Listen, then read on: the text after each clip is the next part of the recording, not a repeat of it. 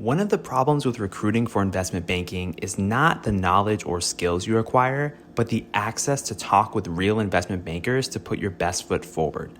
Our sponsor, WSO Academy, can provide those connections with 60 head mentors who are finance professionals at top firms like Goldman, Centerview, and JP Morgan.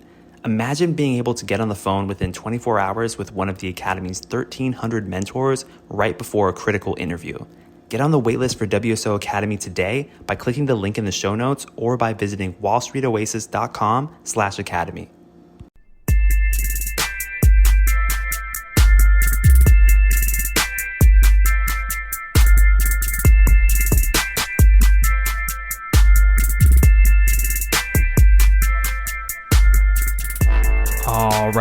All right. Welcome to Investment Banking Insights. This is the only show absolutely dedicated to helping you learn both the technical and the non-technical aspects of the investment banking process.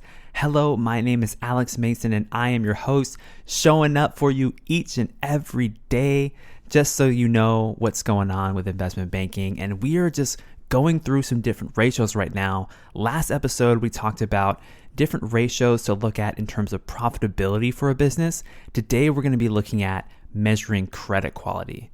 So how do we measure the credit worthiness of a business?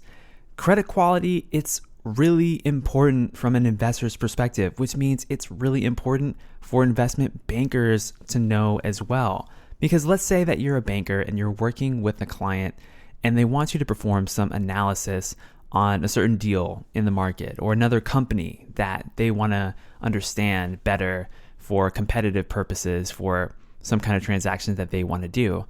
Well, if you analyze that business, you're going to want to know how well that company stacks up in terms of its credit quality relative to its peers. And this ties in with the comparable analysis steps that we looked at last week.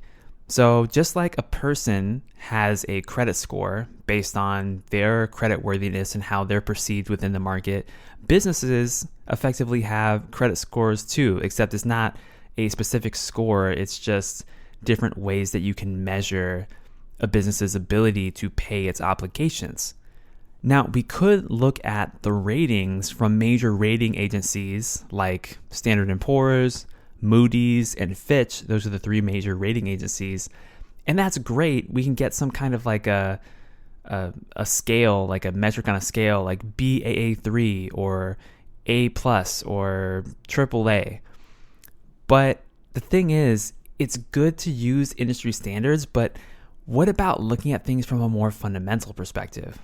Because those ratings, yeah, we have some sense of what they mean, but in terms of what underlies those ratings, we can look at things at a more fundamental perspective to really understand what's going on. So just like profitability ratios, which we talked about in the last episode, we can look at debt or leverage ratios to better understand a business's capital structure. So here's a few ratios that I'm going to go through today. The first one that we're going to look at is debt to total capitalization. Debt divided by total capitalization.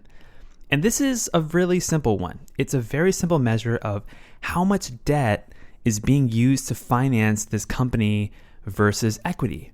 Remember that there's only two ways to finance a business, and likewise only two ways to invest in any business, and that is either with debt or with equity.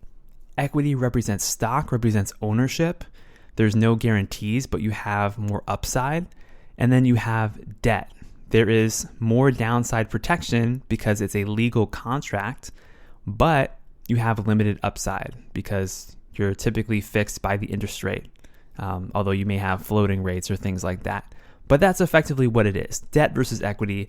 There's many flavors and variations of each of these things, but fundamentally that's how it works. And so when you divide debt by total capitalization, you're really doing the equation of debt divided by debt plus equity.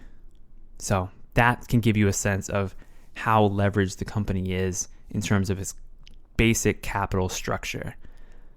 The next ratio I want to share with you is net debt to EBITDA.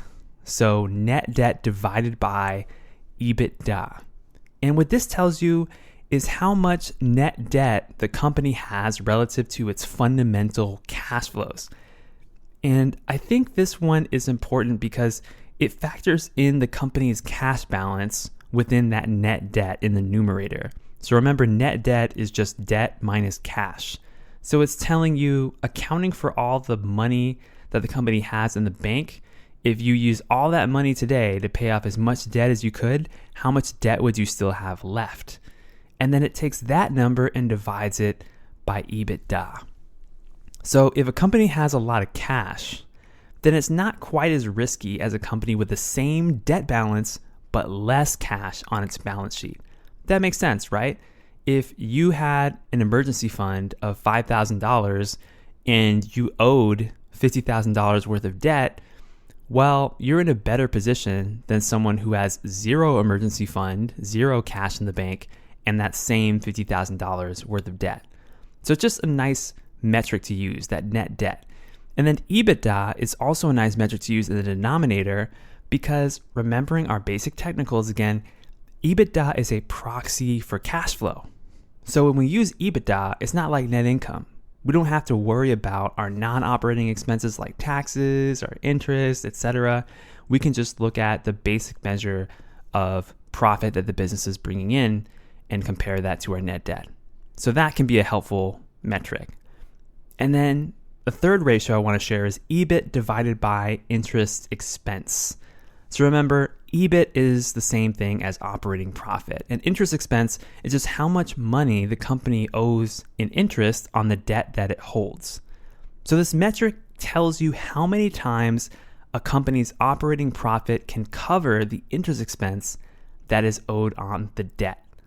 And the reason this is important is it helps you get a sense of how well a company is able to meet its obligations in terms of maintaining its debt with its creditors. Because if you can cover your interest expense many times over, that means for several years, just based on your existing operating income, you're good. You're going to be able to pay your debt, at least from that perspective. But if you have a low EBIT to interest expense ratio, that could be worrisome because it indicates to investors, whether they're debt investors or equity investors, that, hey, maybe this company is not as stable as we want it to be in terms of its ability to pay its debt. So that is EBIT divided by interest expense. So those are just a couple of ratios for you to think about and learn. If you don't know them already, that is measuring credit quality using ratios. And tomorrow we're going to be having a Q&A episode I'm really excited about, one I think that you guys will be really interested in. So stay tuned for that one. I'll see you next time on Investment Banking Insights. Thank you for showing me the love. Spotify, LinkedIn, you know what it is. This is Alex Mason signing out. Take care.